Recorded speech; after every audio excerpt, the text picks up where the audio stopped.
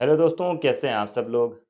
दोस्तों, आज मैं आपको बताऊंगा कि अगर आपके खिलाफ में रेप का झूठा मुकदमा दर्ज किया गया है, तो आपके खिलाफ में ऐसे कौन से रास्ते हैं जिनसे कि आप उस झूठे मुकदमे को खारिज करवा सकते हैं।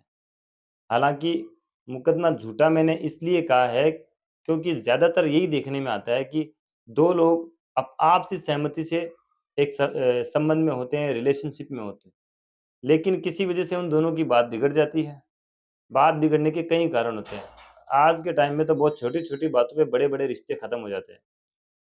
अब क्या हुआ कि लड़की या तो परिवार के प्रेशर में आके उसके ऊपर 376 का मुकदमा करती है, या फिर लड़का कहीं और शादी करने के लिए जाता है, उसके परिवार वाले राज़ी नहीं होते हैं, तो फिर लड़की क्या कहती है कि तुम्हें तो मुझसे ही शादी करनी पड़ेगी, क्योंकि उनका इतने सालों का रिलेशन जो होता है ना, तो वो लड़की कहती है कि मैंने तुम्हारे साथ में रिलेशनशिप भी बनाई है और अब तुम कहीं और शादी कैसे कर सकते हो?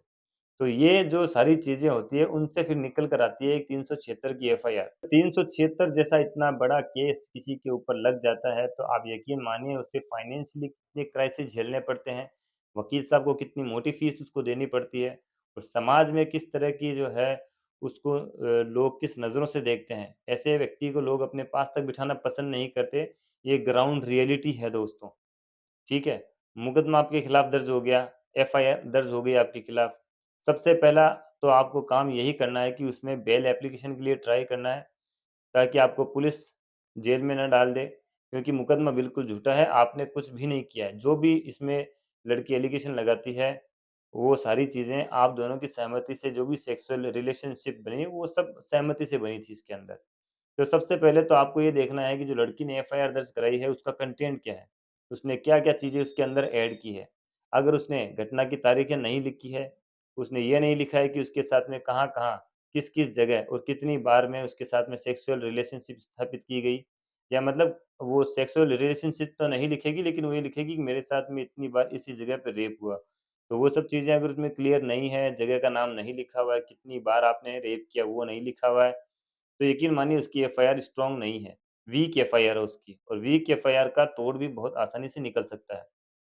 उसके बाद क्या होता है कि पुलिस ने मान लीजिए आपके खिलाफ चालान कोर्ट में पेश कर दिया। चालान पेश कर दिया तो आपके जो वकील साहब का काम यहाँ से शुरू होता है। उसके बाद जब लड़की के कोर्ट में स्टेटमेंट होंगे, तो स्टेटमेंट में 164 के बयान जो उसने पहले मजिस्ट्रेट के सामने दिए थे, और उसके बाद जब अब वो कोर्ट में बयान देने आएगी, तो 164 के बयान और कोर्ट के बयानों में कॉन्ट्राडिक्शन आपको निकालना है। आपको उससे ऐसे बयान दिलवाने हैं जिससे कि वो ये चीज़ साबित कर सके, इसकी वो चीज़ बोल सके कि हाँ, मैंने जो रिलेशनशिप इस लड़के के साथ में बनाई थी, वो बिल्कुल अपनी सहमति से बनाई थी। मैं फिज़िकल अपनी सहमति से इसके साथ में हुई थी, और जो एफआईआर उसने दर्ज कराई, 164 के बयान उसने दर्ज कराए, उनमें भी आप कॉन्ट्राडिक्शन निकाल के आपके लिए बचने का रास्ता एक नया निकाल सकते हैं दोस्तों।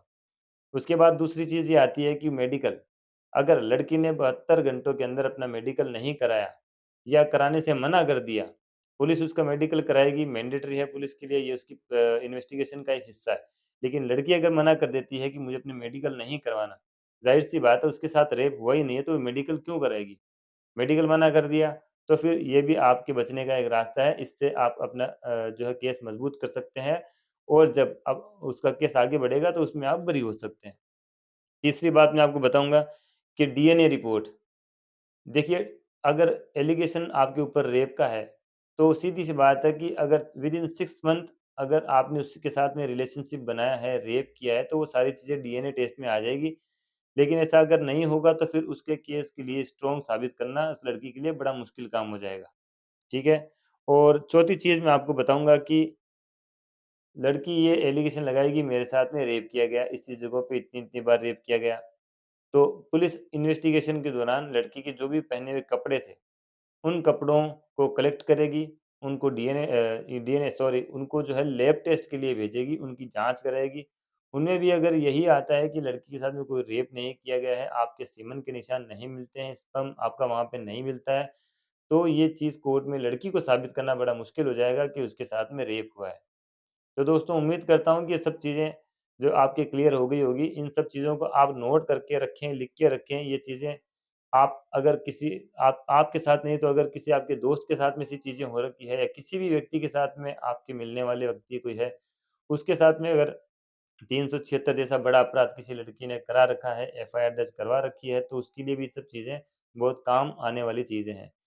क्योंकि 376 के झूठे मुकदमों की हम यहाँ पे बात करते हैं, फ़ॉल्स जो एलिगेशन होते हैं, हम उन मामलों की बात नहीं कर रहे जिनमें वास्तव में किसी ऐसी जघन्य अपराध किसी लड़की के साथ में घटित होता है। अगर ऐसा अपराध किसी के साथ घटित होता है, तो हम और हमारी टीम उसकी हेल्प करने के लिए पूरी तरह से तैयार हैं।